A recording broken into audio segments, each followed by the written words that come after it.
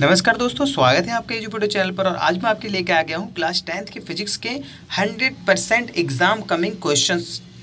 इसमें मैं आपको बताऊंगा कि कौन कौन से ऐसे क्वेश्चंस हैं जो 100% एग्जाम में आते हैं। ठीक है, तो चलिए आपको टॉपिक बता देता हूँ। सबसे पहला जो टॉपिक है इसमें यानी 10th चैप्टर में जहाँ से एक क्वेश्चन हमेशा आता है और वो है ये कि अवतल दर्पण के द्वारा जो प्रतिबिंब बनते हैं विभिन्न स्थितियों में, वो आपको बताने हैं। ठीक है, तो सबसे ज़्यादा जो इम्पोर्टेंट है वो ये है, यहाँ पर आप देखोगे तो 6 केस होते हैं। ठीक है, अवतल दर्पण में तो ये जो लास्ट वाला केस है, ठीक है, जब वस्तु को P और F के बीच में रखा जाता है और वस्तु का जो प्रतिबिंब है वो दर्पण के पीछे बनता है और आवर्धित यानी बड़ा बनता है, आभासी तथा सीधा होता है, इसलिए इसका महत्व है। ठीक है, क्योंकि सीधा बनता है प्रतिबिंब। तो दोस्तों ये पूरी टेबल आप 100% कर ले, क्योंकि यहाँ से एक क्वेश्चन पूछा जाता है और डायरेक्टली नहीं पूछा जाएगा, इनडायरेक्टली पूछा जाएगा। ठीक है, अब इसमें मैं आपको अगला बताता हूँ। जैसे ये अवतल दर्पण का था, ठीक है, डायग्राम भी प्रैक्टिस कर ले आप। वैसे ही यहाँ पर आता है लेंस में। अब लेंस में भी 6 केस हैं, बस फर्क इतना है कि लेंस में उत्तल लेंस के यानी कि कॉन्वेक्स लेंस के हैं। ठीक है, तो अब कॉन्वेक्स लेंस में भी ऐसे 6 केस बन जाते हैं आपके। ये जो आपने ऊपर डायग्राम देखे ना, ये सारे जो फिगर्स हैं, ये तो नियम कुछ आपको समझाए गए हैं। ठीक है, तो इसी के नीचे ये जो 6 केस हैं आपके, ये भी ठीक वैसे ही है कि लास्ट वाला केस बहुत आता है, क्योंकि इसमें आभासी तथा सीधा प्रतिबिंब बनता है। ठीक है ना, वर्चुअल एंड इरेक्ट बनता है इसीलिए, और बड़ा बनता है, लार्जर देन द ऑब्जेक्ट, इसलिए बहुत ही इंपॉर्टेंट हो जाता है। ओके, अब हम बात करेंगे, ये दो अच्छी तरह कर लीजिएगा, पहले कह रहा हूँ आपसे 100% आने वाले हैं, 100%। ठीक है, और फिर मैं आपको 11th वाले में बता ही चुका हूँ कि इसमें जो आपका है कि जो मानव दृष्टि दोष हैं, ठीक है, इसके कारण। और ये आपको एक बात और बता दूं कि ये जो मैं आपको बता रहा हूँ इन सब की वीडियो के लिंक नीचे मैंने दे दिए हैं, आप जाके वहाँ देख लीजिएगा, जो 100% कमिंग है। ठीक है, इसके बाद यहाँ पे ये जो मतलब मैं बता रहा था आपको ये, और सबसे इम्पॉर्टेंट जहाँ से एक प्रश्न पक्का फंसेगा, पहले बता रहा हूँ आपको, वो है आपका एक तो वायुमंडलीय अपवर्तन। देखिए स्पेक्ट्रम में ज़्यादा इंपॉर्टेंट तो ये है प्रिज्म वाला एक प्रश्न जरूर आपके एग्जाम में आएगा, चाहे एक्सपेरिमेंट बेस्ड रहे यानी कि प्रयोगशाला वाला आए या फिर डायरेक्ट क्वेश्चन पूछ लिया जाए आपसे। ठीक है, तो एक तो यहाँ से बनेगा आपका प्रश्न। और इसके बाद इसी चैप्टर में जो है ये वायुमंडलीय अपवर्तन, ये जो रैम्बो बना है, तो ये जो वायुमंडलीय अपवर्तन की घटना है, इस पे आधारित ये जो कुछ घटनाएं हैं, जैसे मैं आपको बड़ा करके दिखाता हूँ, तो इस पे आधारित कुछ घटनाएं हैं, जैसे तारों का टिमटिमाना, अग्रिम सूर्यास्त और सूर्योदय, तारों का वास्तविक स्थिति से कुछ ऊंचाई पर प्रतीत होना और गर्म वायु में से होकर वस्तु की आभासी स्थिति का परिवर्तित होना। इन चारों में से एक प्रश्न आता ही हमेशा, कारण बताओ में। और इसी के नीचे आपको मिलेगा यहाँ पे प्रकाश का प्रकीर्णन यानी कि टिंडल प्रभाव पे एक प्रश्न आता है। मैं आपको 100% कह रहा हूँ, एक वायुमंडलीय अपवर्तन पे और एक टिंडल प्रभाव पे। अब टिंडल प्रभाव पे कौन सा आ सकता है, तो यहाँ नीचे कुछ क्वेश्चन है, देखिए इनमें से कि खतरे का रंग लाल क्यों होता है, स्वच्छ आकाश का रंग नीला क्यों होता है, ये सब प्रकाश के प्रकीर्णन के कारण होता है। ऊंचाई पर उड़ते हुए यात्रियों का आकाश काला क्यों प्रतीत होता है। ठीक है ना, तो ये जो प्रश्न है प्रकाश के प्रकीर्णन पर है। ठीक है, और उसके बाद बादल सफ़ेद क्यों प्रतीत होते हैं, ग्रह क्यों टिमटिमाते हैं। इन 5 प्रश्नों में से एक प्रश्न एग्जाम में आपके जरूर आएगा, मैं पहले ही कह रहा हूँ, तो इसको अच्छी तरीके से याद कर लीजिए, लिख के प्रैक्टिस कर लीजिए। ओके, इसका लिंक मैंने नीचे दे दिया है, आप ये नोट्स डाउनलोड कर सकते हो अगर आप अभी तक आपने नहीं किए। और अगर आपने अभी तक नहीं किए तो मुझे नहीं लगता कि फिर आप पुराने हैं, इसका मतलब आप नए होंगे हमारे चैनल पे। ठीक है, तो इनमें से एक प्रश्न जरूर आएगा, याद रखिएगा। अब बात कर लेते हैं यहाँ पे जो 12 चैप्टर है, इसमें क्या इंपॉर्टेंट है। तो इसमें सबसे इंपॉर्टेंट जो चीज़ है वो है ओम्स लॉ। ठीक है, ये है ओम का नियम, ये देख लीजिए, ये जो ओम्स लॉ है, ओम का नियम है, ये मोस्ट इंपॉर्टेंट है। ऐसा कोई पेपर नहीं है जिसमें ओम्स लॉ ना आया हो। ठीक है, इसका ग्राफ भी याद रखिएगा, ग्राफ ये ग्राफ हो गया। ठीक है, ओम्स लॉ का ग्राफ हमेशा डायरेक्टली प्रोपोर्शनल होता है, तो सीधा आता है। ठीक है, और इसी का ना कोई भी एक चित्र बना दीजिए, कोई भी एक सर्किट डायग्राम सीख लीजिएगा। ठीक है, जिसमें सारी चीज़ें जुड़ी हो। जैसे मैं एक यहाँ पे सर्किट डायग्राम दिखाया, तो जैसे ये है, ये ओम्स लॉ का एक सर्किट डायग्राम हो गया। अगर आपसे पूछा जाए कि भाई एक सर्किट डायग्राम बनाओ ओम्स लॉ के लिए, तो आप ऐसा कोई भी डायग्राम बना सकते हैं अपनी मर्जी से भी। ये पूरा कंप्लीट है, क्यों, क्योंकि इसमें वोल्टमीटर भी लगा है, अमीटर भी लगा है।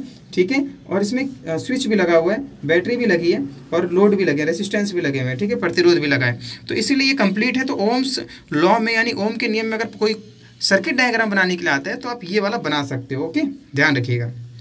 तो इस चैप्टर में 12 में एक तो ये मोस्ट इंपॉर्टेंट है, और उससे पहले एक छोटी चीज़ और कि सबकी जितनी भी चीज़ें हैं ना, सबके आप ऐसा ही यूनिट, ऐसा ही मात्रक जरूर याद कर लेना। पहले ही बता रहा हूँ, 1 मार्क्स आपका सीधा सीधा मिल जाएगा। सबके 1-2 के नहीं, सारी जितनी भौतिक इकाइयाँ हैं। जैसे मान लो ये प्रतिरोधकता का मात्रक ओम मीटर दे रखा है, प्रतिरोध का मात्रक ओम होता है। ठीक है ना, ऐसे ही। और ये जो प्रश्न है ये भाई ऐसा कोई एग्जाम पेपर नहीं है जिसमें ना आया हो। तो आप उठा के देख लीजिएगा अपना पेपर 10 साल का, आपको सब पता चल जाएगा कि वे कारक जिन पर चालक का प्रतिरोध निर्भर करता है। तो इसकी भी मैंने लिंक्स नीचे दे रखे हैं, डाउनलोड कर लीजिएगा, याद कर लीजिएगा, ठीक है। तो ये होगा इस चैप्टर से बहुत इंपॉर्टेंट। एक तो कि चालक किस पर निर्भर करता है, चालक का प्रतिरोध, ठीक है ना, the factors on which the resistance of a conductor depends, okay, वो फैक्टर जिस पर रेसिस्टेंस डिपेंड करता है। तो ये आपके चारों आ जाएंगे, ओके। और इसके बाद ओम्स लॉ बता दिया आपको। और इसके बाद आपको थोड़ा सा जो है इस पर भी ध्यान दे देना चाहिए, पावर से रिलेटेड भी एक क्वेश्चन आ ही जाता है। मैं 100% तो नहीं कहूँगा, लेकिन हाँ पावर से रिलेटेड एक क्वेश्चन आपको हीट और पावर से संबंधित, ये शक्ति है और ये ऊर्जा वाला है, तो इन दोनों से एक न्यूमेरिकल अक्सर आता रहता है, तो ये भी कर लीजिएगा, ओके। बाकी तो 100% वाले हैं, पहले बता रहा हूँ आपको, ठीक है ना। ये भी आता रहता है, तो इसीलिए जूल का नियम जरूर कर लीजिएगा। जूल का नियम भी कर ही लेना आप, क्योंकि ये भी 100% वाले क्वेश्चन में से आता है, 90% मान लीजिए इसको। जूल का नियम जानते हैं ना आप, जूल का विद्युत तापन, ये I² RT होता है। इसे याद करके मैंने बताया कैसे इसे प्रूफ करना है, इसे याद करके डायरेक्ट ये याद कर लीजिएगा, ये आराम से प्रूफ हो जाएगा। लिंक नीचे दिया हुआ डिस्क्रिप्शन में, जो भी वीडियो है इनसे संबंधित सारे दिए हुए हैं, ठीक है। अब अगले चैप्टर की बात करते हैं। तो अगले चैप्टर में सबसे इंपॉर्टेंट जो है, कौन सा अगला चैप्टर, यानी ये विद्युत धारा के चुंबकीय प्रभाव, magnetic effect of electric current. तो इसमें सबसे इंपॉर्टेंट एक तो सर्कुलर हो जाता है, लूप हो जाता है, लूप। ये 1 नंबर में आएगा, तो ये वाला आएगा क्या, 1 नंबर में आपसे पूछा जाएगा, ठीक है ना, ये वाला, ओके। और उसके बाद यहाँ नीचे जरा मैं आपको बता दूँ, सोलेनॉइड, परिनालिका, बहुत इंपॉर्टेंट है, पहले बता रहा हूँ। परिनालिका का जो भी टॉपिक है इसको अच्छी तरह क्लियर कर लेना। परिनालिका, इसे परिनालिका कहते हैं, सोलेनॉइड्स कहते हैं, ओके। तो सोलेनॉइड पे अच्छी तरह काम कर लेना आप। इसके बाद जो है यहाँ पर ये लेफ्ट हैंड रूल, यानी फ्लेमिंग का वाम हस्त नियम, इसमें मैंने वीडियो बना रखी है, अच्छी तरह से पढ़ लीजिएगा, ओके। ये तब इस्तेमाल होता है, ये वाली फिगर आप इसमें बनाएंगे, तब इस्तेमाल होता है जब किसी करंट कैरिंग कंडक्टर, हिंदी में कहें तो विद्युत धारावाही चालक को जब किसी मैग्नेटिक फील्ड यानी कि चुंबकीय क्षेत्र के बीच लेके जाते हैं तो उस पर बल लगता है। तो उस बल की दिशा ज्ञात करने के लिए हम इसका उपयोग करते हैं, किसका, फ्लेमिंग का वाम हस्त नियम, Fleming's left hand rule, okay. और ये है इसका रूल। तो नीचे जो है कि गिवन है, दिया हुआ है लिंक, तो वहाँ से जाके वीडियो को देख लीजिए अच्छी तरीके से, आपको समझ में आ जाएगा, ओके। इसके बाद यहाँ पर अब एक तो ये हो गया, और अब एक ये है विद्युत चुंबकीय प्रेरण पे, ठीक है ना, क्या, विद्युत चुंबकीय प्रेरण, ये वाला, इससे संबंधित एक प्रश्न 100% आता है, 100% बता रहा हूँ, ये आएगा आपका कि कैसे चुंबकीय क्षेत्र चेंज होता है, 2 कॉइल वाला, ये वाला, ये हमेशा आता रहता है, पहले ही बता रहा हूँ आपको कि एक कॉइल में हम करंट प्रोड्यूस कर रहे हैं और दूसरे में अपने आप बन रहा है, हम नहीं बना रहे, अपने आप बन रहा है, हम इसमें दे रहे हैं करंट, इसमें अपने आप बन रहा है। कैसे बन रहा है, तो ये मैंने समझाया है, आप नीचे डिस्क्रिप्शन में जाके वीडियो के लिंक पे क्लिक कीजिए, आपको पता चल जाएगा, ठीक है। तो ये कर लीजिएगा। और इसमें जो दिशा होगी बल लगने की या विद्युत धारा उत्पन्न होने की, ठीक है, आए बात समझ में, तो उसकी दिशा का पता लगाएंगे हम, यानी कि विद्युत चुंबकीय प्रेरण के द्वारा जो विद्युत धारा उत्पन्न होती है, जिसे हम प्रेरण विद्युत धारा कहते हैं, प्रेरण विद्युत धारा का पता लगाने के लिए हम इस्तेमाल करते हैं फ्लेमिंग का राइट हैंड रूल, ठीक है, आई बात समझ में। दक्षिण, ये मेरे ख्याल से वो वाम था, और ये होगा, इसमें हिंदी में मुझे ज़्यादा थोड़ा सा कहीं हो जाए, हाँ, दक्षिण हस्त नियम है, ठीक है। तो राइट हैंड रूल को हम दक्षिण हस्त नियम कहते हैं, ठीक है, और लेफ्ट को वाम हस्त नियम। अब पता चल गया ना, इसे कहाँ यूज करते हैं, इसे करते हैं प्रेरक विद्युत धारा की दिशा का पता लगाने के लिए। और जो पहला वाला था लेफ्ट हैंड वाला वाम हस्त नियम, उसका हम इस्तेमाल करते हैं जब किसी विद्युत धारावाही चालक को चुंबकीय क्षेत्र में लाया जाता है तब, ठीक है।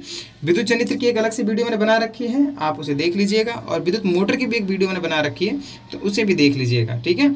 और लास्ट में मैं आपको बता दूं कि इसमें जो मोस्ट इंपॉर्टेंट है वो है डोमेस्टिक सर्किट, ठीक है। और इससे भी ज़्यादा इंपॉर्टेंट है नीचे 2 चीज़ें, पहले बोल रहा हूँ ये 100% वाले हैं।